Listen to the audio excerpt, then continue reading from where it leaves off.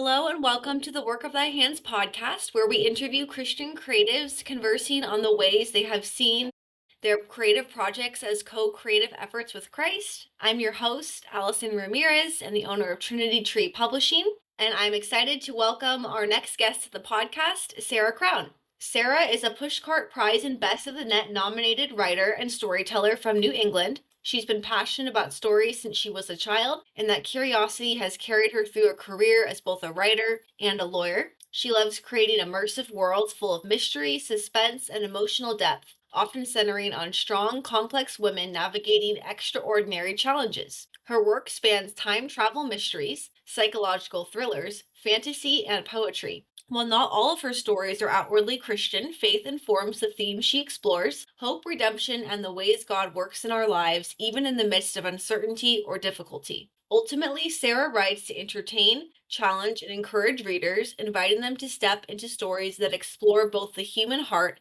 and the transformative power of resilience and grace. Welcome, Sarah. It's great to have you on the podcast. Well, yes, thank you so much for having me. I'm so excited to have this opportunity to chat with you today. Yes, I'm really looking forward to hearing about all your different books because it looks like you write in a lot of different genres, which I can Yes. relate to because I'm writing a sci-fi dystopian trilogy right now, but I also have prayer devotional journals, so two totally different genres. But tell me about the books that you have. Maybe start with what you've published so far or what you're currently working on and how you got into being an author. Sure, absolutely. So, my first novel that I published is All These Threads of Time, which is a YA time travel thriller. It actually received 5 stars from readers' favorite, and it's had a lot of wonderful praise and reviews. I've just had an awesome time meeting different readers and at various events and just learning how the story touched them. It's about a young girl. It has a lot of 80s nostalgia. Takes place in 1987, and it's about a young girl whose sister is murdered on homecoming night, and her father also disappears.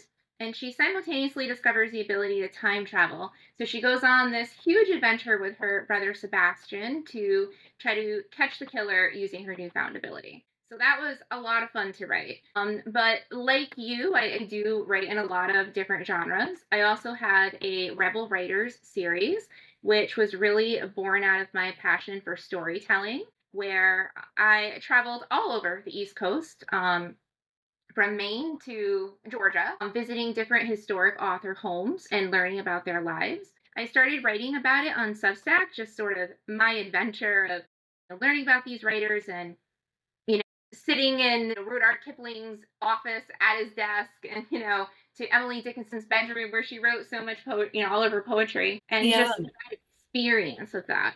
And I decided to turn it into sort of a creative, inspirational journey for readers to really encourage them to chase their own dreams because these writers, went through so many trials themselves. And then currently, I have a new thriller being released actually on January 20th called Tune In, which you wonderfully helped me with editing as well.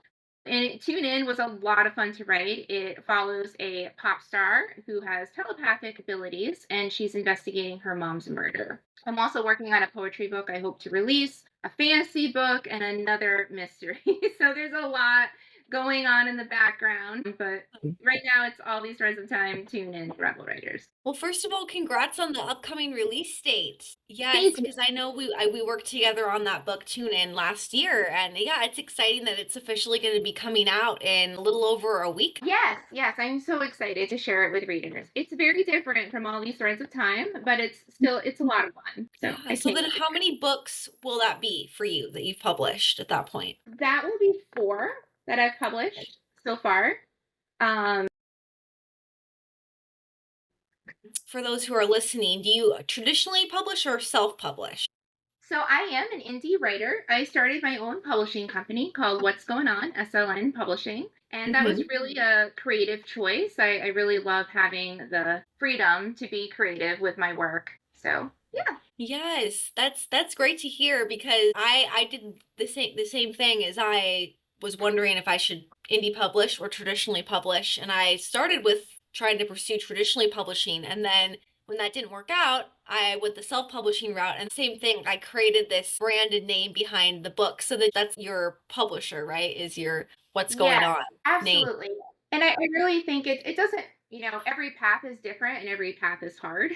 So I'm just really passionate about storytelling. I have been for as long as I can remember. As a young child, before I could even read, I was thumbing through Mhm. books, constantly looking at books. My dad was a big storyteller. He was always telling stories. My mom, of course, she was very into soap operas and movies. So I got that love there. But yeah, even before I could physically print, I would tape stories on my mom's tape recorder. And that passion has really just carried me through life. Writing has always been the way that I make sense of the world. And I love just sharing that passion with others to hopefully inspire them as well. Yeah. So tell me then, how did you learn the self-publishing process? Because a lot of people that are looking to self-publish can be really overwhelmed by it. But how did you bring your first book through all the stages? And then how did you determine that you wanted to ultimately have your own company that you publish under? So it's a little bit of an interesting story. As I said, I've been writing since before I could print. So I've, just been writing my whole life. I did try traditionally publishing as well. I got pretty close a couple of times with some agents, but it never quite worked out.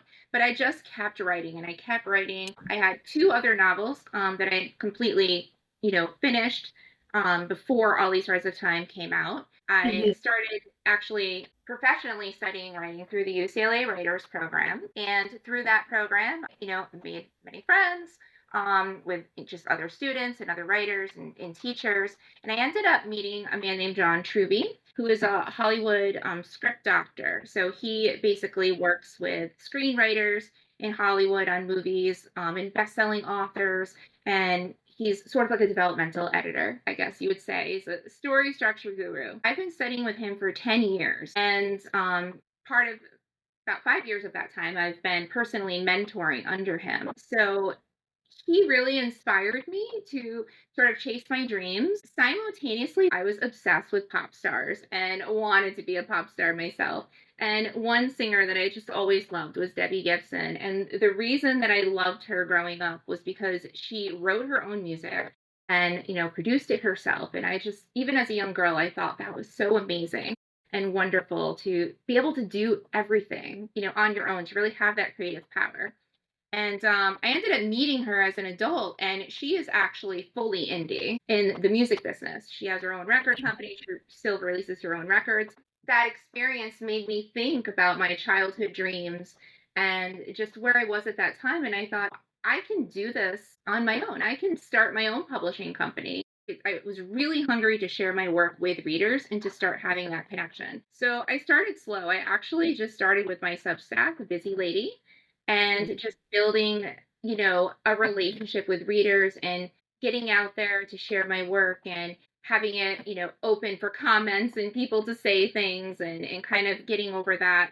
And in the background, I was doing a lot of research. I read probably every book that's out there on self publishing and what it entails. I did have the advantage that I am an attorney, so I do understand how to set up an LLC, how to get my EIN number, all the business stuff that happens in the background. As you know, owning a business, there's so much that happens behind the scenes. Right. Yep, Don't there see. is. And I just, through that study, really it came down to having the goal, making the outline of the things that I needed to know to do, which came from reading all the self-publishing books, reaching out to other people that were doing it, building connections with them and saying, hey, what worked for you? What didn't work for you? And then just starting, Mhm. figuring out my publishing name, setting up the business, structure, all the boring stuff that doesn't sound so exciting, but getting your bank account, setting up the LLC, all Oh, of that stuff, and then just really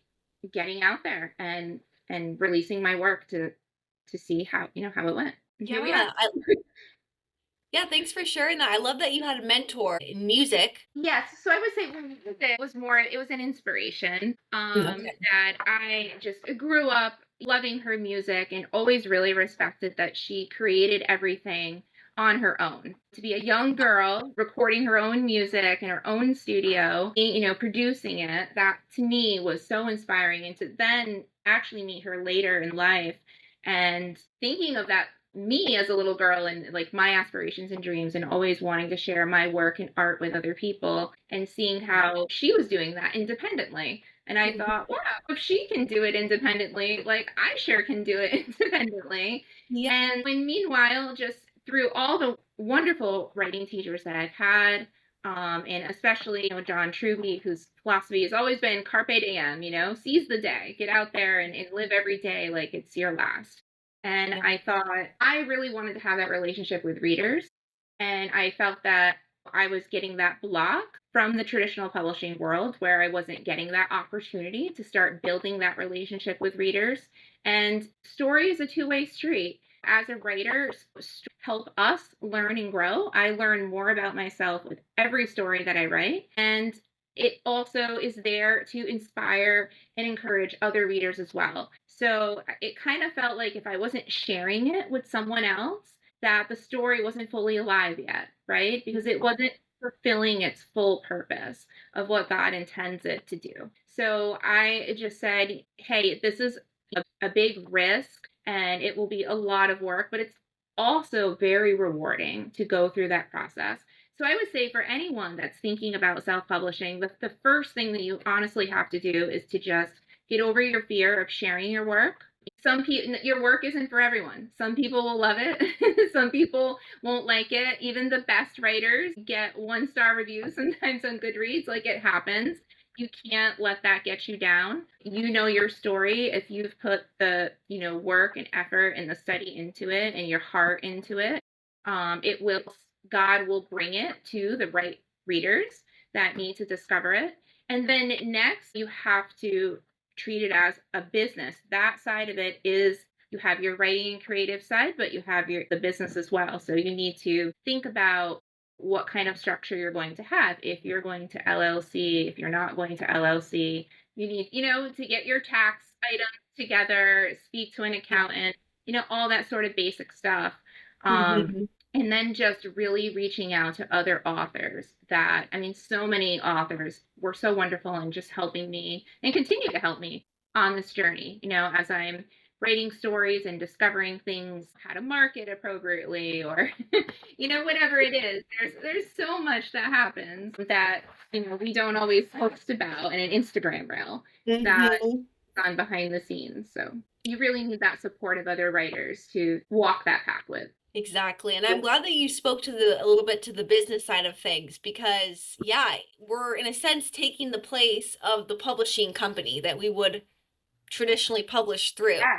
And Yes. so it's not just writing the book now, but you're also contracting out people to help you with the cover Mhm. or the editing or the formatting, everything you would get already in a little package for you if you worked with the traditional publisher. And yeah, it can definitely be daunting, but I like to tell people that I work with too, in a sense, you're not totally alone.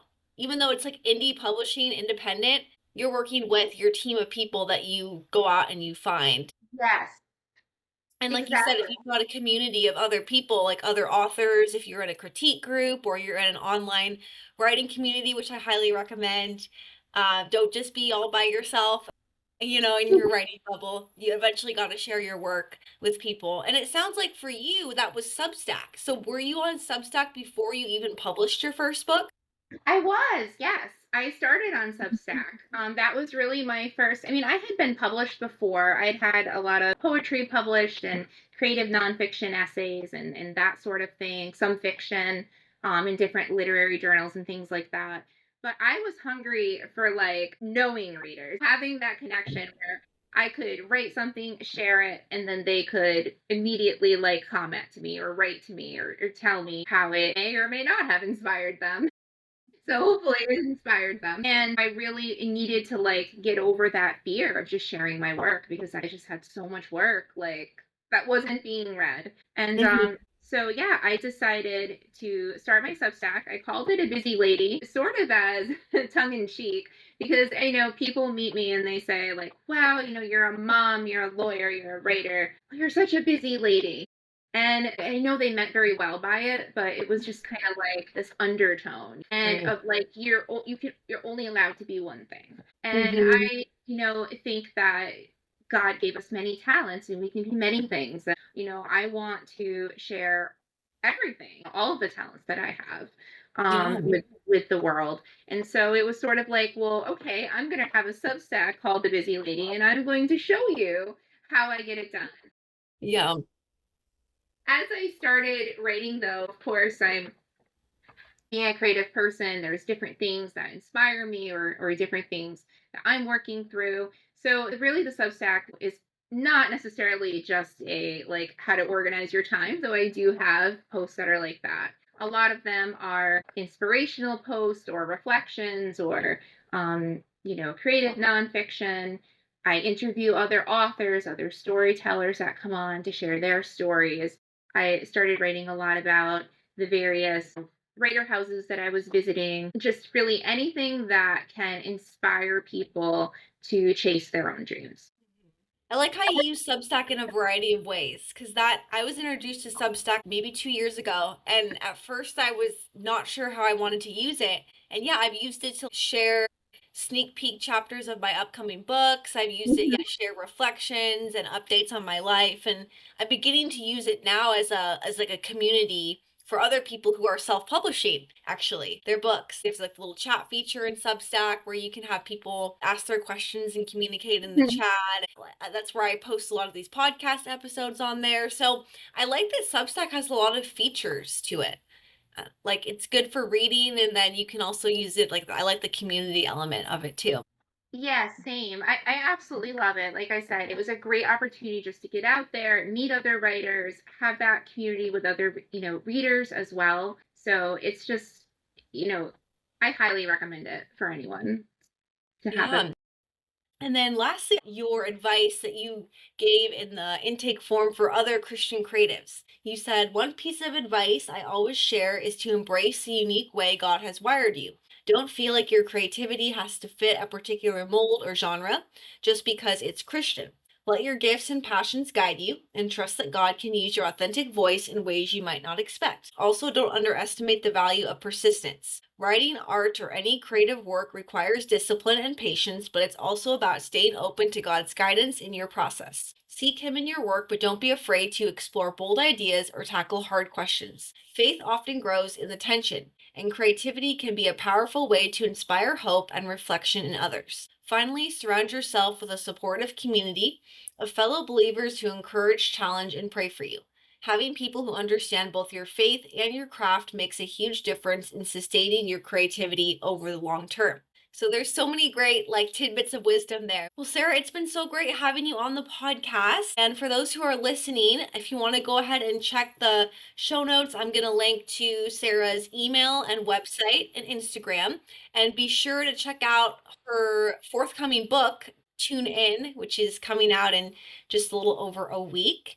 And then we can end today, as we always do with the episodes, with the closing prayer from which is all about creativity for the Christian authors.